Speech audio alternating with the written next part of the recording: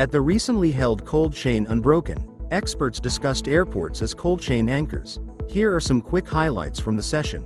Promoting airport collaborations.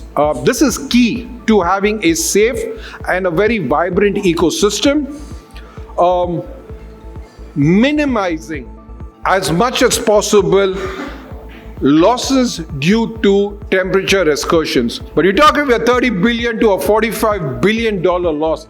I think that's criminal, all right? And I think based on us being responsible leaders in this industry, it's incumbent on us to find solutions for that. How do these delays and temperature excursions, packing limitations, etc., how do they cost you in terms of A, revenue, and in terms of B, reputation? Impact is multifold. Please understand that the choice of air mode is not a simple choice. That choice is driven by multiple factors. One of them is there is an urgency of that product at the destination. If this urgent product undergoes an excursion, then I cannot send it out to a pharmacy or an hospital. And then we will be figuring out ways of how to justify whether what went wrong is still good for me to send so that somebody will consume. It can be anybody. It can be my own relative also who will be consuming that medicine. He doesn't even know.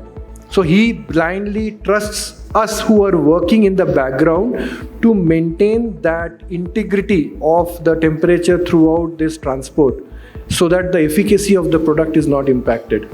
That's the trust they have on us. So it is not just a revenue, it is break of trust that will be there. One of the challenges that India has compared to other hubs is the fact that India is not a hub, it's multiple hubs. For Hong Kong, for Singapore, for Dubai, it's quite simple. You've got one airport, you can put all your investment in that one airport and it's going to have huge throughput, right?